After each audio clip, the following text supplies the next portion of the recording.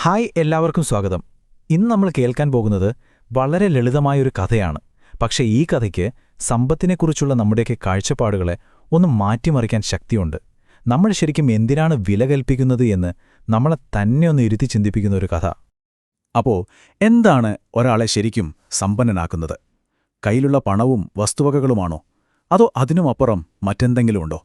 ഈ ഒരു ചോദ്യം അത് മനസ്സിൽ വെച്ചുകൊണ്ട് നമുക്ക് ഈ കഥയിലേക്കൊന്ന് പോയി നോക്കാം. നമ്മുടെ കഥയിലെ പ്രധാന കഥാപാത്രങ്ങൾ വളരെ സമ്പന്നനായ ഒരച്ഛനും അദ്ദേഹത്തിന്റെ കൊച്ചുമകനുമാണ്. തന്റെ മകനെ ജീവിതത്തിലെ ഒരു പ്രധാനപ്പെട്ട പാഠം പഠിപ്പിക്കണമെന്ന ആ അച്ഛൻ വലിയ ആഗ്രഹമുണ്ടായിരുന്നു. അദ്ദേഹത്തിന്റെ ഉദ്ദേശം വളരെ സിമ്പിളായിരുന്നു. താൻ എത്രമാത്രം ഭാഗ്യമുള്ള ഒരു ജീവിതമാണ് നയിക്കുന്നതെന്ന് മകൻ മനസ്സിലാക്കണം. തനിക്കുള്ള സൗഭാഗ്യങ്ങളെ അവൻ വിലമതിക്കാൻ പഠിക്കണം. അതിനുവേണ്ടി ഒരു യാത്ര പോവുകയാണ്.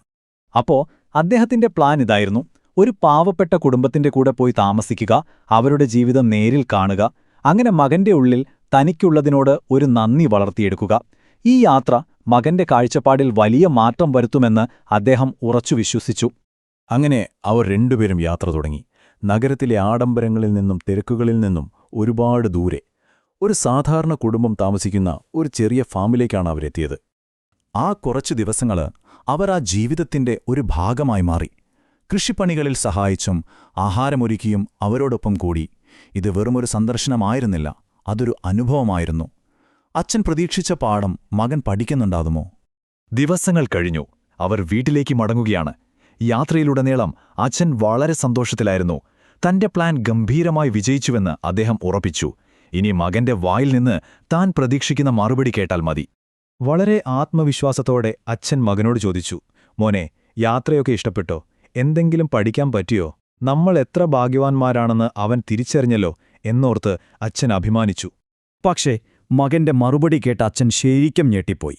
അവൻ പറഞ്ഞത്, അടിപൊളിയായിരുന്നു അച്ഛാ ആ കുടുംബം, അവരെന്തു ഭാഗ്യമുള്ളവരാണ് എന്നായിരുന്നു. അതെ, കഥയുടെ ഗതി മാറിയ നിമിഷം അതായിരുന്നു. ഭാഗ്യമുള്ളവർ അവരാണെന്നോ? അതെന്തങ്ങനെ? അപ്പോ ആ മകൻ കാര്യങ്ങളെ കണ്ടതെങ്ങനെയാണെന്ന് കേൾക്കണോ?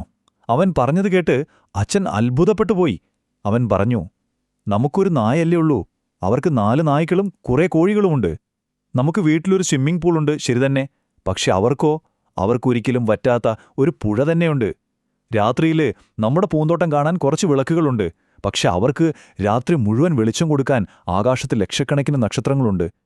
നമുക്ക് ചുറ്റും വലിയൊരു മതിലുണ്ടല്ലേ, പക്ഷെ അവരെ സംരക്ഷിക്കാൻ ഒരുപാട് നല്ല സുഹൃത്തുക്കളുണ്ട്. നോക്കൂ, അവൻ കണ്ടത് കുറവുകളെയല്ല, മറിച്ചോ അവർക്കുള്ള യഥാർത്ഥ അനുഗ്രഹങ്ങളായിരുന്നു. ഒടുവിൽ ആ കുട്ടി പറഞ്ഞ ആ ഒരു വാചകമുണ്ടല്ലോ, അത് അച്ഛന്റെ നെഞ്ചിലാണ് തറച്ചത്. അവൻ പറഞ്ഞു, യഥാർത്ഥത്തിൽ സമ്പന്നരായ ആളുകൾ എങ്ങനെയാണ് ജീവിക്കുന്നതെന്ന് എനിക്ക് കാണിച്ചു തന്നതിന് ഒരുപാട് നന്ദിയുണ്ട് അച്ഛാ. ഇതാണ് ഈ കഥയുടെ കാതൽ. ശരിക്കുള്ള സമ്പന്നരാരാണെന്ന് ആ കുഞ്ഞു മനസ്സ് തിരിച്ചറിഞ്ഞിരിക്കുന്നു. ആ നിമിഷം ആ അച്ഛന് ഒരു കാര്യം മനസ്സിലായി. ഈ യാത്രയുടെ യഥാർത്ഥ പാഠം പഠിച്ചത് മകനല്ല, താനാണ് എന്ന്. മകന്റെ ആ കാഴ്ചപ്പാട് അദ്ദേഹത്തെ അടിമുടി മാറ്റിമറിച്ചു കളഞ്ഞു. ശരി, അപ്പം നമുക്ക് ഈ കഥയുടെ സന്ദേശത്തിലേക്ക് കുറച്ചുകൂടി ആഴത്തിലൊന്ന് ഇറങ്ങിച്ചെല്ലാം. സമ്പത്തിനെക്കുറിച്ചുള്ള നമ്മുടെയൊക്കെ ധാരണകളെ ഈ കഥ എങ്ങനെയാണ് മാറ്റിമറിക്കുന്നത്? യഥാർത്ഥ സമ്പത്തെന്ന് പറയുന്നത് ബാങ്കിലുള്ള പൈസയുടെ കണക്കല്ല. അത് നമ്മുടെ ജീവിതത്തിലെ സന്തോഷം, സംതൃപ്തി, സ്നേഹം, പ്രകൃതിയുമായുള്ള ബന്ധം, സ്വാതന്ത്ര്യം, അങ്ങനെയുള്ള അമൂല്യമായ കാര്യങ്ങളെക്കുറിച്ചാണ്. ഈ കഥ നമ്മളെ ഓർമ്മിപ്പിക്കുന്നത് ഇതാണ്: നമ്മുടെയൊക്കെ ജീവിതത്തിലെ ഏറ്റവും വിലപിടിപ്പുള്ള കാര്യങ്ങളുണ്ടല്ലോ, അതൊന്നും പലപ്പോഴും പണം കൊടുത്തു വാങ്ങാൻ പറ്റുന്നവയല്ല. സ്നേഹബന്ധങ്ങൾ, പ്രകൃതിയുമായുള്ള അടുപ്പം, സ്വാതന്ത്ര്യം, ഇതൊക്കെയാണ് ശരിക്കുമുള്ള സമ്പത്ത്.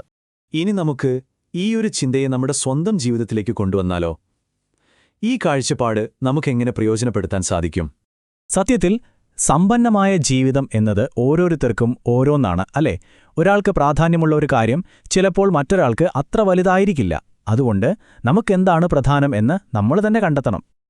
അപ്പോ ഇനി നിങ്ങൾ നിങ്ങളോട് തന്നെ ചോദിക്കൂ, നിങ്ങളുടെ ജീവിതത്തിൽ എന്താണ് ശരിക്കുമുള്ള സമ്പത്ത്? നിങ്ങളുടെ മൂല്യങ്ങൾ എന്തൊക്കെയാണ്? നിങ്ങളുടെ മുൻഗണനകൾ എന്തൊക്കെയാണ്?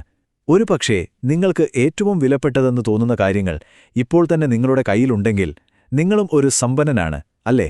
ഇതിനെക്കുറിച്ച് ഒന്ന് ആലോചിച്ചു നോക്കൂ.